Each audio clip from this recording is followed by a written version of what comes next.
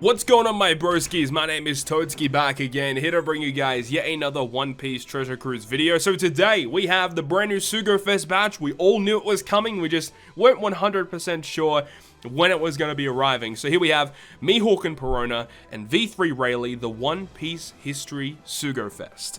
So it's finally here today. So in this video, we are going to be talking about all the new characters, and then I'll be uploading a separate video a little bit later on, talking about the actual Sugofest itself, talking about the steps, and the fact that there's a free multi as well with some information. We'll go through that in a separate video, because I imagine that this video here, talking about all the different characters that are dropping today, it's probably going to be a little bit of a longer video, so let's get into it, I suppose, right? Let's jump into it. This Sugofest in particular, look, do I suggest pulling on it just straight off the bat? Probably not, but some of these characters actually have some pretty cool effects, specifically this one right here, Mihawk and Perona. They're very, very good. But let's talk about the rare recruits first. First of all, we've got Kuma. Bartholomew Kuma is a Psi Cerebral powerhouse. His captain effect is a 2.75 attack and 1.2 health, or 1.25 health to Cerebral, so nothing amazing there. Special is a 14-turn cooldown. No cooldown with Limit Break, which is a little annoying, but either way. He's going to boost the chain multiplier by 0.6, and that lasts for 3 turns.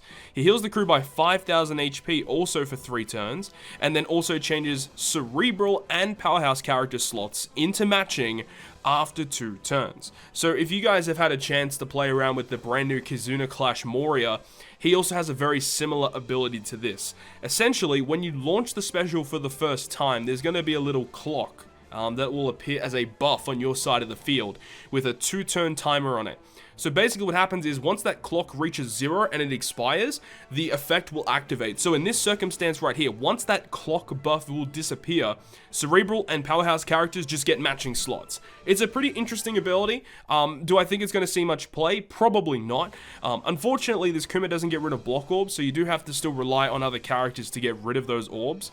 Nonetheless, though, it's not a terrible special, plus the artwork looks really good. I'm a massive fan of Bartholomew Kuma. He still needs a legend in the game, and he doesn't have one yet, so hopefully Bandai provide the goods soon enough, because he desperately needs it. But either way, he just seems okay. He doesn't seem like ultra amazing. He doesn't even have any like utility in his special, which is, I'm not really a big fan of that, because most of the time, well, most of the time in my case anyway, if I'm, using a damage boosting ability, it's going to be some of those high-end clashes, raid bosses, Colosseums, Sugofest exclusives, other Kizuna Clash characters in terms of just giving you raw power. This guy gives you chain boost and healing and some matching slots. That's all he really does. It doesn't seem like an amazing special ability overall. You want your rare recruits to have amazing utility. That's what I'm expecting, and unfortunately Kuma doesn't provide that. So he's got his crewmate ability. Cerebral characters get plus 50 HP. That's not that good. Would have been better if it was like all stats by 50. So not amazing, and he cannot be blown away. That's sort of useful. That'll see play sometimes, but unfortunately, that's not an amazing crewmate ability either. He does have a support ability of supporting all the Straw Hats, basically. 5% damage reduction against Int, and then 13% of his HP. Yeah, that's not good either, man. This Kuma's pretty underwhelming, I'm not gonna lie. Recovery bind by 5 turns, slot bind by 7 turns. Look, I'm gonna say it, he's not a very good rare recruit in my opinion. I mean, you might find a use for his orb manipulation where the enemy will react to orb manipulation. I'm pretty sure this gets around that. I'm pretty sure it does. So, that's cool, but outside of that, yeah, this Kuma's just meh. Alright, next is a Heracles, who is a Strength Cerebral Striker. Captain effect is going to boost Strength characters' attack by 2.75 and 1.25 health. Exact same Captain effect as Kuma, except Strength boosting instead of Cerebral boosting. So, special is 11-turn cooldown, removes all poison, reduces crew's burn and paralysis duration by 4 turns, okay? And then if 5 or more strength or psi characters are on your team, doubles strength and psi characters' slot effects for 2 turns. Okay, I like this a lot more than Kuma, no doubt. One thing that I don't like though is that he removes the burn and paralysis only by 4 turns. 4 turns is good. 5 turns would have been amazing. Saying that though, he does still provide you with a 2 times orb boost for 2 turns if you do fulfill the condition of having those strength and psi characters, so that's okay. and then randomly removing all poison. Again, it's something that you won't see that often anymore. Typically, if you want to get around poison specifically, you're most likely going to be using like a Luffy character on your team with Ivankov support, or 20th anniversary Sanji support on one of your characters. Those are typically the best ways to get around poison these days. So the fact that this guy does it with his special, I mean, it's fine, but it's not really going to be seeing play all that much. And the burn and paralysis reduction, as I said, is good, but 5 turns would have been much better than the 4 turns that he gives. And I don't really know how often that orb boost is going to come into play. I haven't seen too many people on JP use this character, so unfortunately it is what it is. He doesn't seem like overly amazing, but he seems just alright, as for his crewmate abilities, he's going to give 50 attack to Strength and Psi, and then it makes Strength and Psi characters dex slots matching when your captain is either Strength or Psi. I like that. That's a good crewmate ability. I really, really dig that.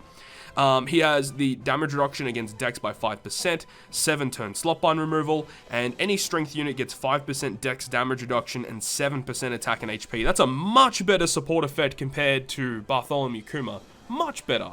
Okay, so Kuma, unfortunately, is the worst. This guy is a little bit better, in my opinion. So the next rare recruit is going to be Emporio Ivankov, who is a Psi Cerebral Fighter.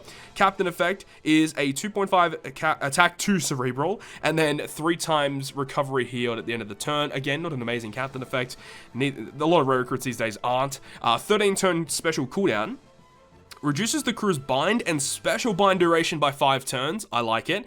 Reduces all enemies' defense up duration by 5 turns. Okay. And then changes recovery and tandem and unfavorable slots to matching. Okay, this Ivankov is hands down the best rare recruit of the batch, no doubt. Amazing utility, removing bind, special bind, and enemy defense up, and then changes recovery, tandem, and unfavorable or non-matching slots to matching. I like it. This Ivankov's pretty good. 13-turn cooldown. That's fair, actually, considering the utility plus the decent orb manipulation. Okay, I see it. And then, yes, reduces the special bind by 5 turns. I would have been so pissed if it's like, you know, remove 5 turns with the special, remove 3 turns with the crewmate ability. I'm happy that they've decided to fix that up a little bit with more recent characters, which is good. And then also boost Cerebral characters' base attack and recovery by 50. Okay. As for the abilities, 5% int damage reduction, 7-turn slot bind removal, and any Cerebral character gets 5% of his base stats. Okay, that's pretty fair, I guess. Hands down, Ivankov is the best rare recruit, no doubt. Heracles is the second best, and Kuma, in my opinion, is the worst. Let's get into the legends. So here we have V3 Rayleigh, right? V3 Rayleigh. Yes, you heard that correct. We have 2 Sugo Fest exclusives in this batch. This is the unevolved artwork of the Rayleigh. I actually really like this artwork a lot. But then let's have a look at his evolved artwork. So this is actually during the time skip where Rayleigh was training with Gear 4 Luffy. We did see a glimpse of that during the Luffy and Katakuri fight. Right before he went into the Snake Man form, we did see a glimpse of, like, it was actually anime filler, I guess, because it wasn't actually in the manga where Rayleigh fought against Gear 4 Luffy. But either way, it's super interesting that they did that in terms of his artwork, which is cool. So, comparing the 2 legends in this batch, V3 Rayleigh and Mihawk Perona. V3 Rayleigh is probably one of the most disappointing legends in terms of more recent releases. A lot of people were expecting a lot more from this guy, and he definitely has some really cool mechanics, I'm not going to lie. He's actually got like a pretty interesting kit. The really bad thing about him is his special is relatively restrictive, and we'll go through what I mean in a minute with this guy. So, Rayleigh is a Psi Cerebral Fighter. Captain effect is boosting Cerebral and Fighter characters' attack by 4 times and 15% damage reduction. Already really good. He then boosts the chances of you landing on a matching slot. I like that as well. And then during the turn you activate his special ability, he boosts his own attack only by 4.75 times.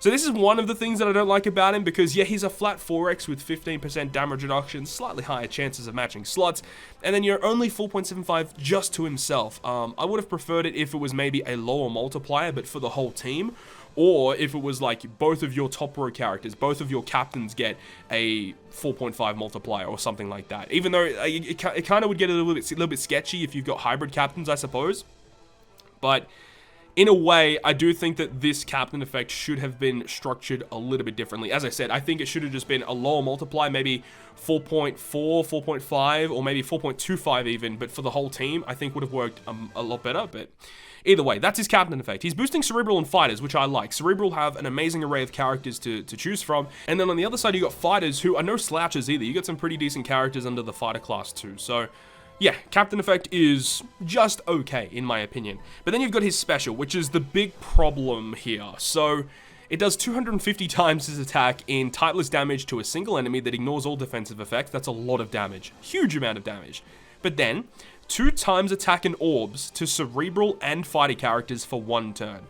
That is also very, very good. But then, he also states that he allows the cerebral and fighter characters' normal attacks to bypass enemy defensive effects for 1 turn. So, you know when you use version 1 lore to make your specials bypass defensive effects? This guy just does it, but for normal attacks for your whole team. He basically makes your whole team work like carrot during the turn you activate the special, which is super good, right? Because it means if you enter a stage and the enemy has like, you know, damage reduction, a barrier, damage threshold, or whatever it is, you can launch his special, get a huge boost, and just bypass all defensive effects. You don't have to worry about bringing utility units for specific stages. So that's some of the uses for this character. But here's the huge downside to the character, where it states that the turn you activate this special, no other special can be launched. Or if you've activated another special, you can't launch his special in the same turn. So we find ourselves in a little bit of a predicament where sometimes when you want to use this character's special to either bypass defensive effects or get a huge boost to your characters, you can't get rid of like debuffs on your team or buffs on the enemy side of the field. It's a really, really big downside to the character. And I think that if this guy got a super evolution where they change it to maybe use 1 or 2 specials prior to, you know, basically being restricted out of his special, that would go a long way in making this character a significantly higher priority character to try and get in Sugo Fest, because as it stands right now, unfortunately on JP, he does not see that much play. So automatically off the bat, I don't really suggest many people pulling on this Sugo Fest, especially for this guy, because you're going to be likely doing a lot of pulls on Snake Man banner whenever that comes out, so there's a pretty good chance you can get him on that banner as well. That's what I think anyways. In terms of his crewmate abilities, he also reduces special bind on himself by 5 turns, and then reduces special reverse on himself by 5 turns. So it just kind of like tries to make it so that you can use his special whenever you need it, which is good. I like that about it anyway. He has the damage reduction against int by 5%. He has his own cooldown reduction is reduced by 5 turns. So if what is he, 13 turn?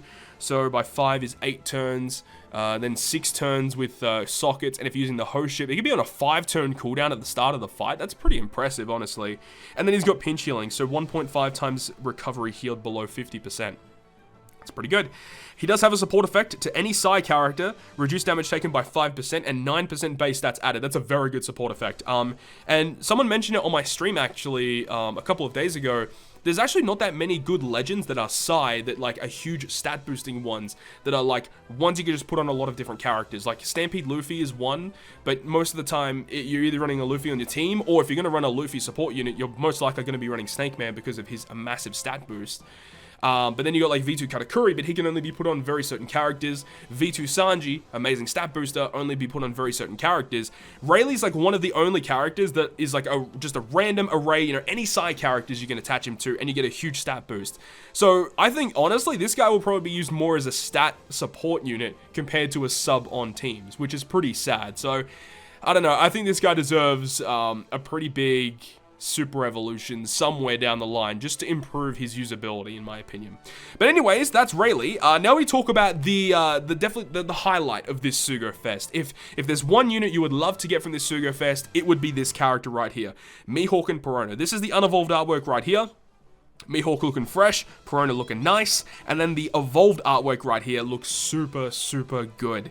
So let's talk about each of them in their singular forms first, and we'll talk about their abilities later on. So Mihawk is a strength cerebral slasher. I like that he has the double class.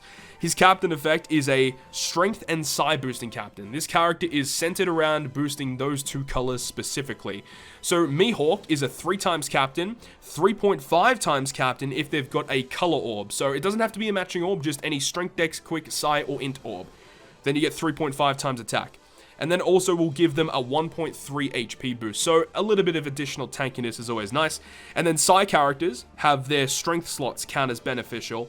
And then also reduces the chances of you landing on a recovery or tandem slot. Now that's a bad thing, especially in more difficult content, because you want to be getting recovery orbs to heal yourself back, but they make up for that with their switch ability, which we'll talk about in a little bit. So across the board, Mihawk's got a pretty good captain effect. Switching it up to Perona. Perona is a little bit different, being, again, Strength and Psi captain, 3.25 attack, 1.3 health, and then Strength characters will have their Psi slots count as beneficial when she's out. So if you hybrid them up, have one and the other, you know, one being Mihawk, one being Perona, you can have both of those slots matching. And once again, recovery and tandem slots are going to be counted, or they're not going to appear as often on your team, which is fine.